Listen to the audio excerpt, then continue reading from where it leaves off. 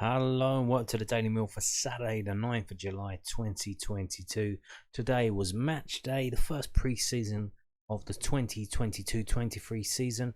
It was at Crystal Palace's training ground and it was basically a glorified kickabout. It ended, if you don't know, it ended 5-4 to Crystal Palace. You would think the word in a league game when it's 5-4 is a thriller. Well, it was an exciting, thrilling game. This was just, it wasn't. It was just a game with no good defending. They didn't really get stuck in. And you don't expect them to. You don't want people getting injured and all that. But so they didn't really tackle that much. There wasn't any really proper tracking back, closing down, following the runner, marking at corners. It was a bit of a shit show defensively from both teams, to be honest. From both teams. So, yeah, but it's a glorified kickabout. So let's go on to it. Did you watch it? Did you watch it on Millwall TV? I watched it. I followed the first half. I was doing it at work, so I had to follow it, bits and pieces. One notable thing that I missed most of the goals in the first half, annoyingly. One of the highlights that I did see in the first half was George Evans taking a shot and managing to kick it over the fence, which is about 20 feet tall. So that was interesting. Second half, I did actually get to watch quite more or less most of the second half, and that was the worst of the halves in terms of Millwall stuff. Yeah. Anyway, let's crack on and read this match report from Newsatden.co.uk. Palace beat Millwall in frenetic pre-season friendly. Millwall were beaten 5-4 by Premier League outfit Crystal Palace in their first pre-season friendly of the 22-23 campaign. The Lions travelled to Palace's training complex for a behind closed doors match, although it was available for supporters to stream on Millwall TV. On Millwall TV, like I said, I watched it. I was going to tell you how I found it. The production was pretty good. Obviously, I think it was Crystal Palace's system, but Millwall did have their own thing going on with the Kyle Brooks and Max McClellan. They were doing pieces to camera, so that was good. But one thing to notice now, I've just gone back onto Millwall's website to see what's on there now. I paid £5 for it. Can I still see it? No, I can't. Maybe I'm being a bit of a div, but I can't see it on there. I can't see any goals. They do have a piece with the photographs on, but they don't have any of the goals. Now obviously that's got to be edited and all that stuff, but yeah, that's not up there anywhere on Mill's website. Now I went on to Recast. Is it on there? It's not on Recast. They do have a post-match interview with George Saville though, which is only 1:23 long, but it costs you 15 credits. So bit of a weird one. So I did manage to watch the highlights again, and if you want to watch the highlights, you can watch them on YouTube. You go to Crystal Palace's official YouTube channel. There it is, and you can see it's match highlights: Crystal Palace 5, Millwall 4. And so far, 3,600 views. And you can see the glorious attacking play and shocking defending. One thing I would say, Millwall's goals, I think the two of them from set pieces. One from a cross and one a bit of skill from Zion Fleming. So yes, Gary Rowett told Newsatden that he would be fielding two different lineups in each half, while the Eagles opted to play a near full strength lineup from the start of the game. George Honeyman was handed his Millwall debut in the first half, while Benefoe made his first start since joining the club on a permanent basis. And there it is, as a tweet from Millwall. That is the team that started: Biakowski, Cooper, Evans, Ofobi, Malone, Burry, Leonard, Bennett, Alex Mitchell, Muller, and Honeyman. And there are the numbers. Are these the squad numbers going forward? So Honeyman wearing 39. Okay. Crystal Palace took the lead inside the opening 3 minutes when Wilfried Zaha ran through on goal, sent up Briche Eze inside the box to stroke the ball past Bartosz Biakowski. It was a soft goal for Millwall to concede so early on, but highlights some of their pre-season rustiness.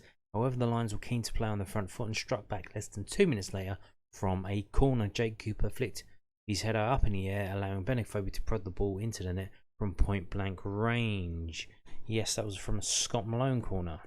After a chaotic start to the game, the tempo started to calm down. It took until the 17th minute for another goal to come, as Nathaniel Klein was given too much space down the right. He forced Biakowski into a good save from a fair shot, but the goalkeeper parried the ball straight into the path of Jordan Ayew, who rifled his effort into the back of the net. Afobe was clearly keen to start his second spell in South London as strongly as possible, scoring his second goal of the game just after the half-hour mark. Ryan Leonard made a driving run from right wing-back, fizzing a pinpoint cross onto the head of a striker who flicked the ball past Guyata. The teams went into the break with the scores level at 2-2 after a tightly fought opening half. Crystal Palace led twice in the early stages of the match, but Millwall more than held their own and were capable of coming back from behind both times. Rout would give his other two new signings their respective debuts in the second half. Zion Fleming and Charlie Cresswell started for the first time. Isaac Alofi and Bisat Topolog were also named in the lineup after the break. This is the second half team. It was Long, McNamara, Wallace, Hutchison, Billy Mitchell, Bradshaw, Fleming, Cresswell, Saville, Alofi, Topolog. And there you can see the squad numbers as well. And the subs was Sanford, Alex Mitchell in the second half, Alfie Allen, Boateng and Walker. So under 23s there, sort of further down the pecking order than Alofi and Mitchell and Topolog. So they didn't get involved today. I don't think they came on. I'm pretty sure they didn't. Alex Mitchell started in the first half, but so this really wasn't played under official rules because he was subbed at half time and then went on to the bench. So you can see Topolog was on the bench in the first half. So kind of a weird result. Like it was just like a glorified kickabout. They did have some referees though, so. And he didn't really do much though. He did blow his whistle a couple of times. They didn't add on any injury time in the first half, so I thought that was like, oh, they're not doing injury time. But he added like 2.5 minutes on in the second half. So I don't know if that was an accident, but yeah, that happened. So there was a cagey feel to the start of the second half as Crystal Palace's players started to tire. The Lions looked to capitalise early on, but failed to carry much threat in the final third. Crystal Palace made 5 substitutions on the hour mark, the likes of Christian Benteke and new signing Luke Plange stepping onto the pitch for the final 30 minutes. However, it was another substitute who would give the hosts a lead just 3 minutes after coming on. Jake O'Brien raised bias from Luka Milivojevic corner to power his head into the back of the net. Shortly after, Plange was played through down the left flank. His cross was deflected into the path of Benteke, who calmly tapped the ball past Biakowski to give Palace a 2-goal lead for the first time in the game. Yeah, they just kept coming down our right hand side. Like I said, the defending, the tracking back. Danny McNamara was pushing forward, didn't come back almost as quickly enough. Cresswell was left exposed one-on-one. At times he played really well, but then you think, well, two goals come down that side.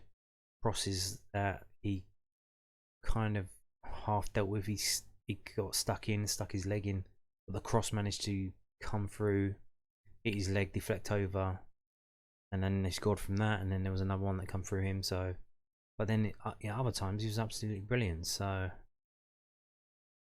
where are we? The Eagles struggled with defending set pieces in the Premier League last season. Millwall exploited their weaknesses with 15 minutes left to play. Cresswell leaped up to force his header past Guetta, scoring a debut goal to get the Lions back in the game in the dying stages, indeed. And who done that last season? Ballard kind of did the same, didn't he? He scored, was it against Arsenal when they played? And Ballard is Ballard's first pre-season game, and they did the same thing. So, interesting stuff there. It would be another new signing who would level the score shortly after. Fleming fired home from 20 yards out. His effort hit the arm of Guetta, but the Spaniard couldn't keep the ball out of the net as it flicked up into the top corner. Yeah, Zion Fleming got the ball from Dana McNamara throw-in.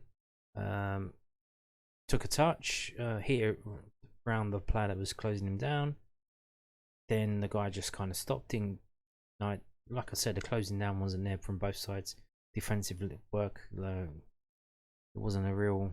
It was too hot. It was absolute boiling today, and it was they played it at 1 o'clock in the afternoon. Absolute madness. Mad dogs and Englishmen play football in the midday sun. Huh? Yeah, it was crazy. But Zion Fleming got the ball, and he hit it. You can see because they do. If you watch the highlights on that, I just told you to watch on the Crystal Palace's YouTube channel. They do a shot from behind Zion Fleming where you can see that he wellies it with the front top of his foot, but he hits it so it spins away from the goalkeeper. And another thing to notice, they were not playing with the Puma ball. That is the official championship ball that's going to be used next season in Millwall's league. So do remember that. I don't know if they were using the official Premier League. It looked like it was just a plain white ball. So maybe it's just some random balls they had lying around. But if Millwall have been training, especially in Ireland, they took the balls out to them to Ireland to play with them, trying to get used to that ball. And then they come into this game and it's a different ball game. Literally, they had a different ball. So remember that as well. However, Palace immediately rushed up the other end of the pitch and bundled the ball over the line from close range, with Jezrun Raksaki confirmed as the scorer. The South London derby ended with the Eagles running out as 5-4 winners in Beckenham, while Rout told Newsatden before the match that he was not expecting to learn where we're going to finish in the league. Based on that result, the Millwall boss will surely be pleased with how his side fared against top flight opposition. The Lions will travel to Dartford in their next pre-season friendly on Tuesday evening. Indeed. So Tuesday evening, Dartford. Now, obviously, we haven't had any word if that's going to be on Millwall TV. I pretty much doubt it. If you were Dartford, you clearly want as many Millwall fans to go down there as possible, to pay tickets to get in, to drink the bar dry. You want to make as much money as you can, and putting the game on television won't do that. Now, tickets are available now, so I'd imagine they have a capacity that they can't go over. So if everyone rushes down online now or tomorrow and buys tickets to the Dartford game and it gets sold out before the day, then we might be able to get it on Millwall TV. You don't know, but you would imagine that some kind of planning needs to go in that, and they haven't announced it yet, so you would imagine that that's not the case, that won't be happening. But yeah, Dartford in pre-season. I mean, how many times have we been? I think I've been there like 3 times now. If you haven't been to Dartford to watch Millwall play, I mean, can you really call yourself a Millwall fan? I don't know. You've got to do it at least once. I mean, we've played them like 20 times, so yeah. But we'll see. Normally, when we play Dartford, we do what we did today. We do 2 teams and two halves. So I don't know if he's going to do that again. Maybe, because they did add the Watford game, so I think they're trying to add another game where they can actually play the team and narrow it down the selections rather than just giving everyone a game. I think they do need to narrow it down. So this is from Crystal Palace's website, cpfc.co.uk. If you kind of got lost in all of that match report, here's a summary. Eze got Palace off to flying start after wonderful ball from Saha. Phobie equalises for Millwall 2 minutes later. Klein shot is blocked, but Hayu smashes home from close range. Millwall draw level again. Herphobe heading home for his brace. Half time 2-2. Both teams make significant changes at the break. O'Brien heads home Palace's third at the far post. Benteke scores moments after coming on to give Palace a 2-goal lead. The deficit is reduced to 1 as Creswell reacts quickest at a corner for Millwall. Fleming's spectacular volley draws the scores level once more, so it's 4-4. Millwall are in it to win it. Raksaki is in the right place at the right time to secure the victory for Palace, and it ends Palace 5, Millwall 4. So there's the game. That's what happened today. And like I said, if you want to watch match highlights so far, if Millwall will be putting up their highlights of the game on their YouTube or what's going on, but if you want to watch it right now, the only place to do it is at Crystal Palace's YouTube channel, and it is a 6-minute 55 long video. So there you go. Shall we read the comments? No, we shan't. Why do they have comments in Spanish? There's like some... Is this spam? There's like a geezer with a Russian name, and the comment is in Spanish. Thanks for beating Millwall. Keep working hard in training, especially defending set pieces. Yes. Wow, the best in South London. Wait, it was a behind closed doors friendly with 2 different teams in 2 different halves. Hopefully it's a wake-up call for our defence. Somebody's got to get ahead on those crosses. Indeed.